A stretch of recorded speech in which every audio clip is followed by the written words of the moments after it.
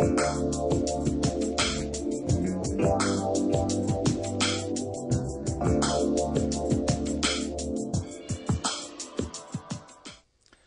total knee replacement is considered as the most effective orthopedic procedure. In the United States, the number of total knee replacements exceeds the number of total hip replacements by 4. However, in Germany, still more total hips are implanted than total knees. The reason for this unique behavior of German patients is fear. Patients fear that something is excised, and when they think of a total knee replacement, they think of the prosthesis of the 70s, where in fact the knee was replaced by a hinge which was anchored in the tibia and in the femur with long stems. Today's prostheses are completely different. We call this kind of prosthesis surface replacement, because only the worn-out surfaces of the knee are replaced by the artificial parts. I always consider this like a dental crown. We put the crown here on the femur, and you see this is still a normal knee. It relies on the collateral ligaments, on the capsule, on the kneecap, and it behaves with this kind of stability and elasticity like a normal knee. Many patients ask me, how does this kind of prosthesis work in the body? I'm going to show you in an animation. The knee is not only the biggest, but also the most complicated joint of the human body. During walking and jumping, it is loaded with a 7-fold body weight. The most important structure of the knee joint is its cartilage surface.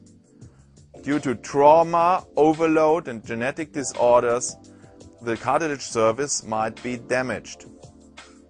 The patient feels that. He feels pain, he feels inflammation, he feels a limitation of the range of motion, and at the end a bad gait pattern.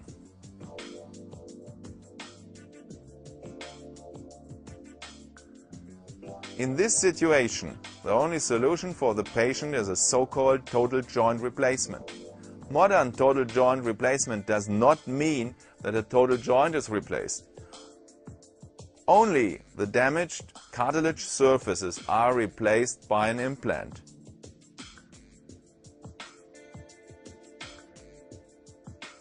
This is the reason why a patient can do his normal activities and also sports after total joint replacement today.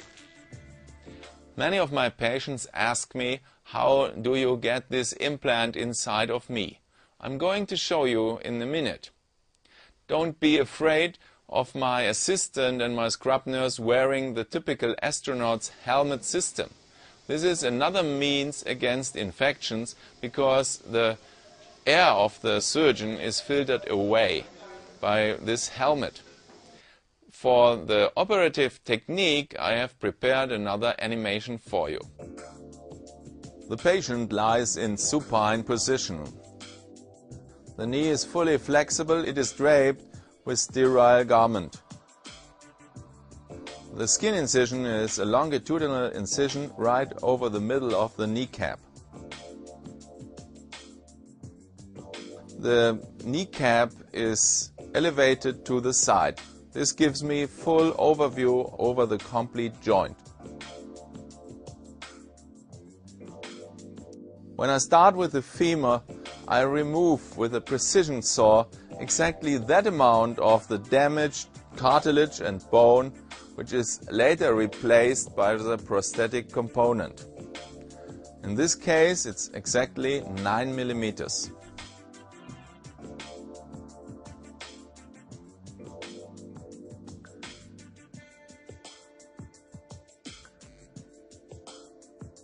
The same surgical step is then performed on the tibia.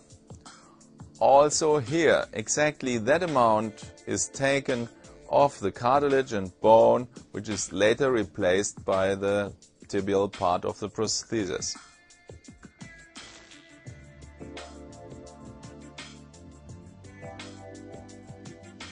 Now the knee is taken into full extension.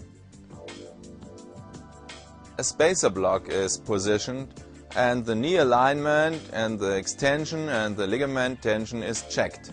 Also in 90-degree flexion, this spacer block gives me the later position of the femoral component. The next saw block is used to remove the anterior and posterior part of the femoral condyles, as well as some minor diagonal cuts are performed.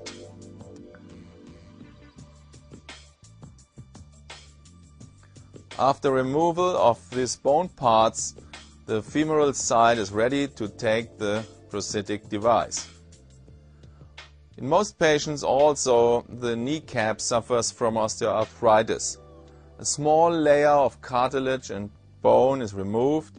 There are 3 anchorage holes drilled into the original bone. The kneecap is covered by a trial implant as well as the femoral component, the tibial component and a trial inlay. The knee is now checked for the range of motion and the stability over this range of motion.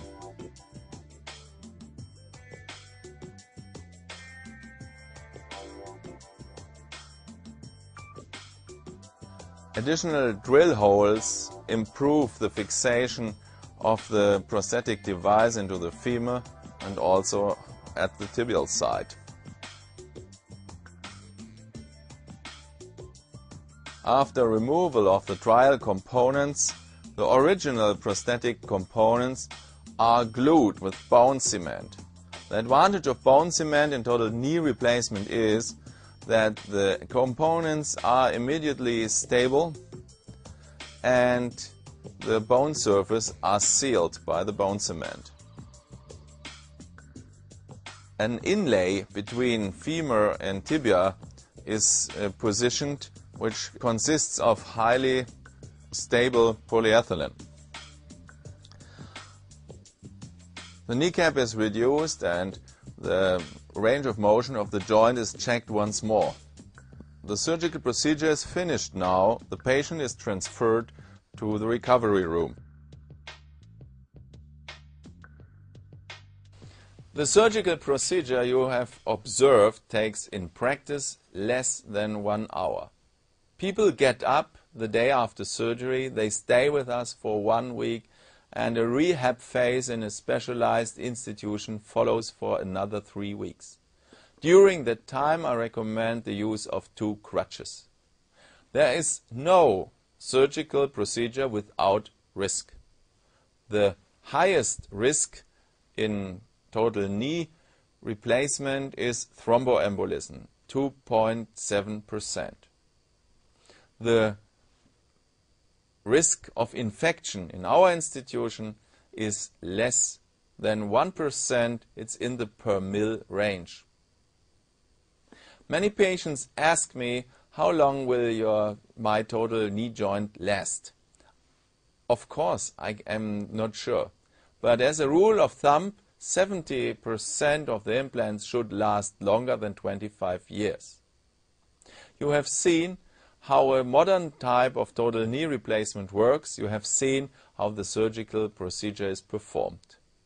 I hope this will reduce your fear of this good orthopedic procedure. A well-functioning total knee joint is a major contribution to life quality.